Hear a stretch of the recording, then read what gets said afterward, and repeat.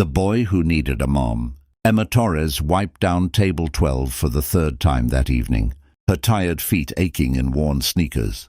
The dinner rush at Marcello's had finally quieted, leaving only a handful of diners, scattered throughout the upscale Italian restaurant.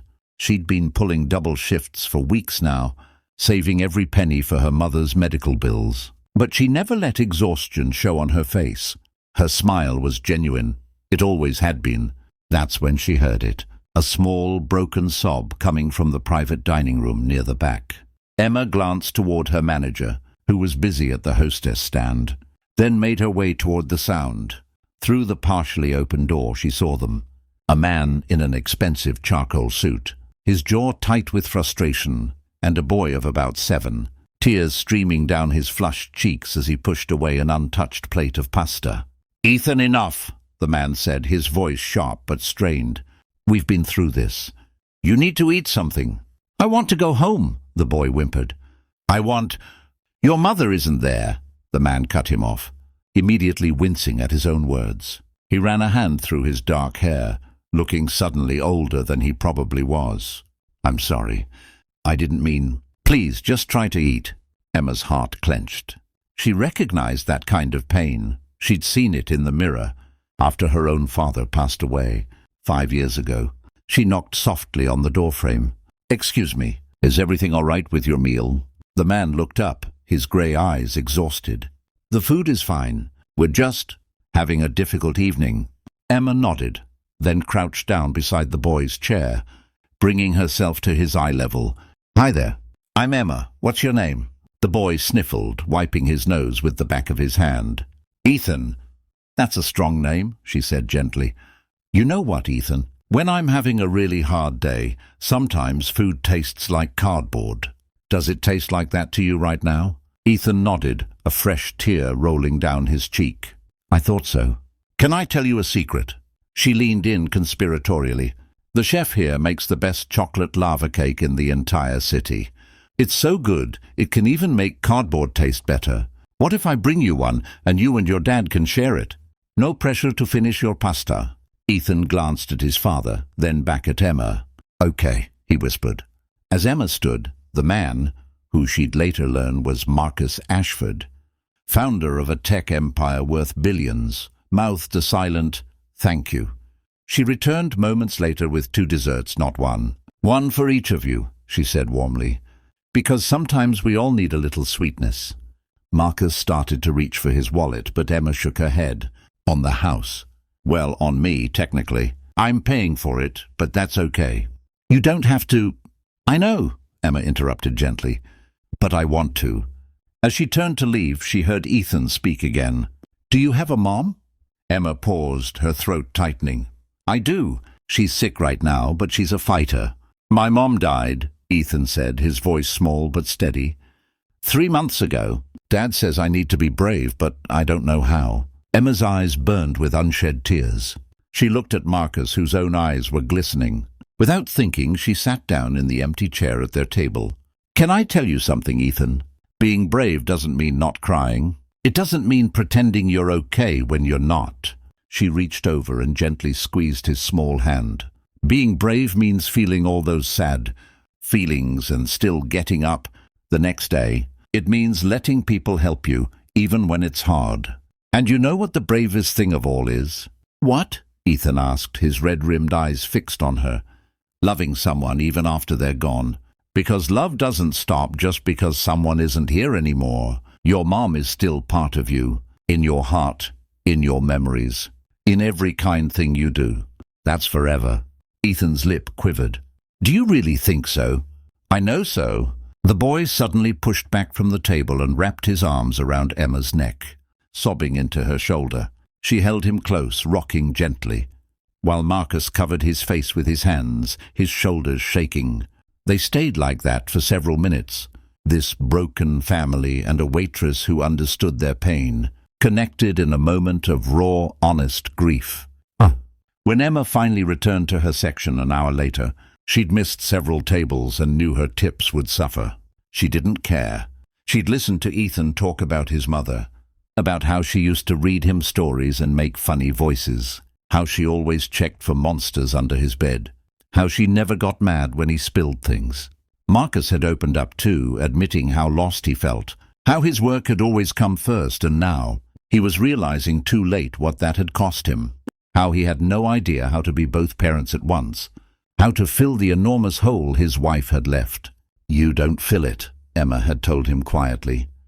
"You learn to live around it, and you stop trying to do it alone." Before they left, Marcus pressed something into Emma's hand. "Please, you've given us more than you know tonight." Emma looked down to find $500 bills. She tried to give them back. "No, I can't." "My son smiled tonight for the first time in 3 months," Marcus said, his voice thick. "That's priceless, please." Emma's eyes widened as tears spilled over. The money would cover 2 months of her mother's medication. "Thank you," she whispered. "No," Marcus replied. "Thank you." 3 weeks later, Emma was restocking coffee cups when her manager called her into the office.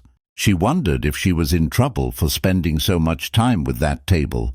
Instead, she found Marcus Ashford sitting in the small room, looking out of place among the filing cabinets and staff schedules. "Mr. Ashford, is everything okay? Is Ethan—" "Ethan is good. Better, actually. He's been seeing a grief counselor and we've been talking more."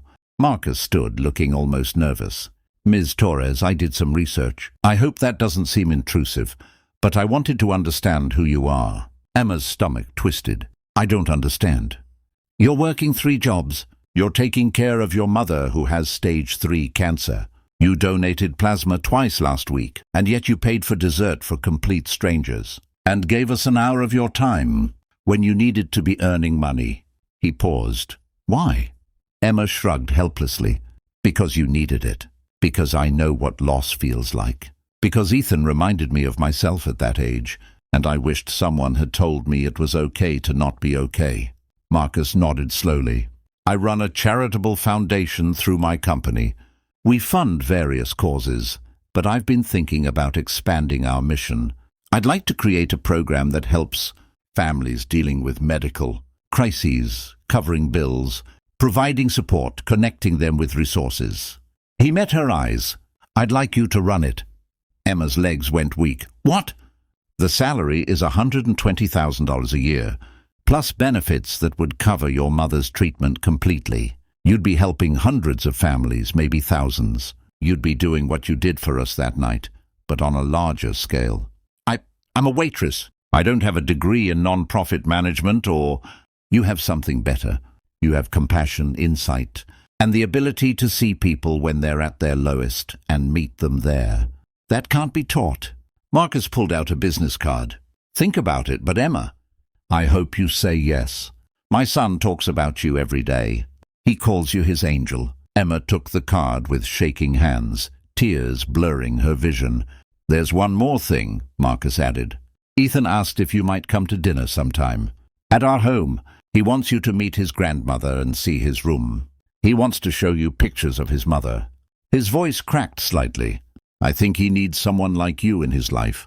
Someone who understands, and honestly, so do I."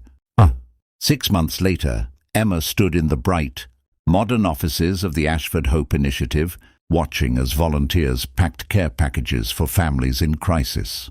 Her mother, in remission now and regaining strength, worked beside her 3 days a week.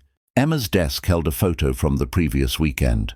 Her and Ethan at the park, both grinning as they fed ducks at the pond. Marcus had taken the picture, and she could see him reflected in the water, smiling for what his mother-in-law said was the first time since his wife's death. They weren't a traditional family. Emma wasn't trying to replace Ethan's mother. No one ever could. But they'd found something equally precious. A chosen family, built on understanding, compassion, and the acknowledgement that everyone carries invisible wounds. "Emma?" Ethan's voice called from the doorway. He and Marcus had stopped by with lunch, as they did every Friday.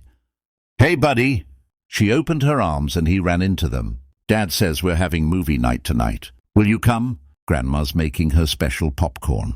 Emma looked at Marcus, who nodded with a warm smile. "You're always welcome. You know that." "I'll be there," she promised. As Ethan chattered about the movie he'd picked, Emma thought about that night at Marcello's, How a simple act of kindness had changed 3 lives forever. She'd learned something profound, that we're all walking around with broken pieces inside us. And sometimes the greatest gift we can give is simply acknowledging someone else's pain and sitting with them in it. Sometimes the bravest thing we can do is let someone in. Sometimes a family isn't about blood. It's about who shows up, who stays, who sees you at your worst and loves you anyway. And sometimes a waitress isn't just a waitress. She's exactly who someone needs her to be, exactly when they need her most. The end. Sometimes the smallest acts of compassion create the biggest ripples. In a world that often feels too busy, too rushed, too disconnected, taking a moment to truly see another person's pain can change everything. We all have the power to be someone's angel. We just have to be willing to stop, listen, and care.